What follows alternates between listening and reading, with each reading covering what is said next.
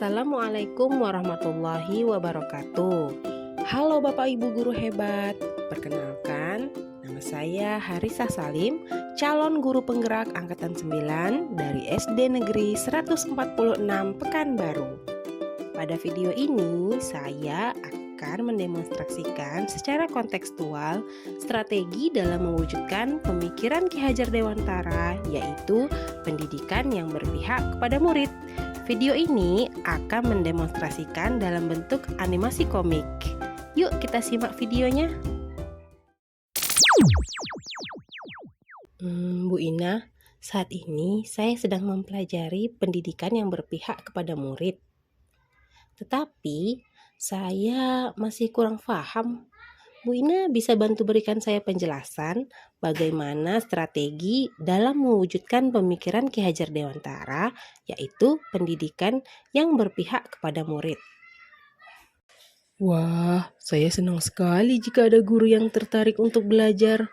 Ayo kita belajari bersama. Pertama, kita harus paham dulu tujuan pendidikan yang dimaksud oleh Ki Hajar Dewantara. Bu Risa sudah pernah baca atau belum nih? Hehehe, belum Bu Ina.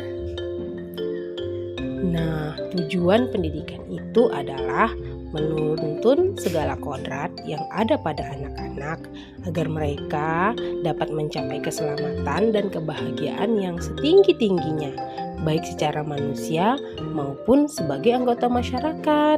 Begitulah tujuan pendidikan menurut Ki Hajar Dewantara. Jadi sebagai guru kita harus bersikap seperti apa Bu Ina? Guru harus memahami tujuan pengajaran. Kemudian guru juga harus memahami karakter murid. Dan guru juga harus menuntun murid sesuai kodratnya.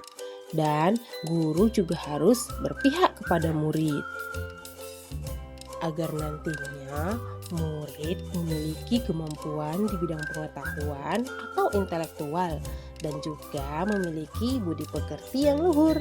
Maka jadilah murid merdeka belajar. Tapi pada kenyataannya masih banyak guru yang mempraktikkan pembelajaran yang tidak berpihak kepada murid. Menurut Bu Ina, bagaimana strategi kita di kelas dalam mendesain pembelajaran yang berpihak kepada murid? Aha, ini ide-ide dari saya. Yang pertama, pahami latar belakang murid. Dengan melakukan asesmen diagnostik non-kognitif di awal pembelajaran, kita bisa mengetahui sifat dan perilaku dari murid kita, tergantung dari latar belakang keluarga, lingkungan, dan sebagainya. Untuk membantu masalah murid, guru harus memahami dulu apa latar belakang yang mempengaruhi perilaku dan sikap murid tersebut.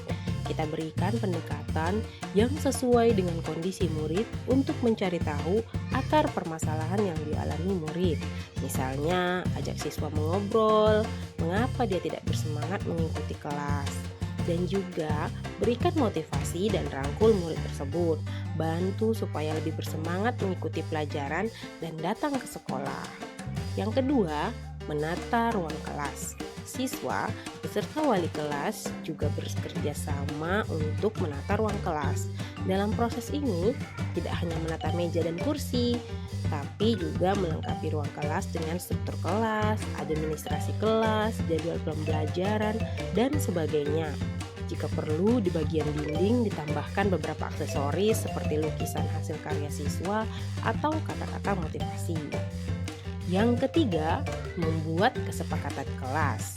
Aturan di dalam kelas bukan diciptakan oleh guru sendiri, melainkan disepakati oleh murid dan guru. Yang keempat, membangun hubungan yang positif antara guru dan murid serta antar murid di kelas. Membuat lingkungan yang aman dan inklusif di mana murid merasa nyaman untuk berbagi pendapat dan berpartisipasi aktif di dalam kelas dan diskusi. Yang kelima, buatlah pembelajaran berbasis proyek. Melibatkan murid dalam proyek pembelajaran yang relevan dan bermakna, memberikan kesempatan bagi murid untuk mengembangkan keterampilan keterampilan kolaboratif, kritis, dan kreatif melalui proyek-proyek yang menarik minat mereka. Yang kelima, mendorong partisipasi aktif. Artinya, memberikan kesempatan kepada murid untuk berbagi pendapat, mengajukan pertanyaan, dan berkontribusi dalam diskusi kelas, menghargai setiap usaha dan kontribusi yang diberikan oleh murid. Yang keenam, membangun keterampilan sosial dan emosional, seperti melakukan kegiatan pelatihan keterampilan, komunikasi, kerjasama, dan penyelesaian konflik. Kita berikan ruang untuk berbicara tentang emosi dan memberikan dukungan dalam mengelola emosi.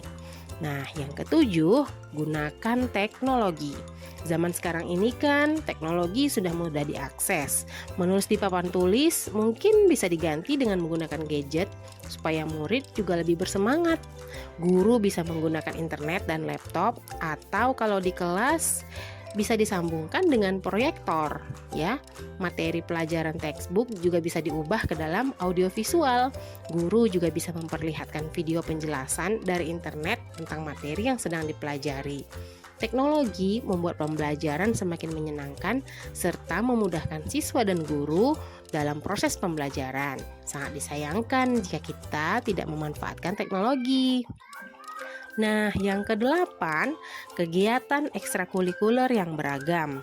Artinya, kita menyediakan beragam pilihan kegiatan ekskul yang memungkinkan setiap murid mengeksplorasi minat dan bakat mereka di luar kurikulum. Kita juga memastikan bahwa semua murid didukung dan termotivasi dalam mengikuti kegiatan tersebut. Wah, banyak sekali ide guru penggerak angkatan 1 ini. Terima kasih Bu Ina. Bu Risa bisa saja. Bu Risa juga bisa mempraktikkan desain-desain tadi di kelas ya. Siap Bu Ina. Nah, untuk mewujudkan hal tersebut, ada beberapa tantangan yang saya rasakan nih. Tentu saja ada tantangannya. Bagaimana kalau kita membahas tantangan yang Ibu rasakan itu di taman sekolah?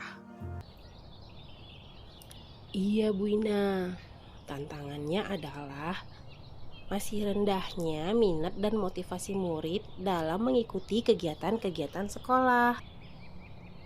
Dan guru yang masih belum memahami pemikiran Ki Hajar Dewantara, yaitu berpihak kepada murid. Benar sekali Bu Risa, tapi tantangan tersebut adalah solusinya kok. Ini dia beberapa solusi menurut saya. Yang pertama, guru harus menggunakan model atau metode yang bervariatif agar murid lebih nyaman belajar saat di dalam kelas. Kemudian, guru mengikuti berbagai pelatihan untuk dapat mengembangkan keterampilannya tentang pendidikan yang berpihak kepada murid. Dan yang terakhir, guru harus selalu memberikan contoh teladan yang baik kepada murid. Itulah 3 solusi menurut saya, Bu Risa. Bagaimana? Apa Bu Risa siap menerapkan pembelajaran yang berpihak kepada murid? Siap Bu Ina. Terima kasih Bu Ina. Saya lari ke kelas dulu. Dah.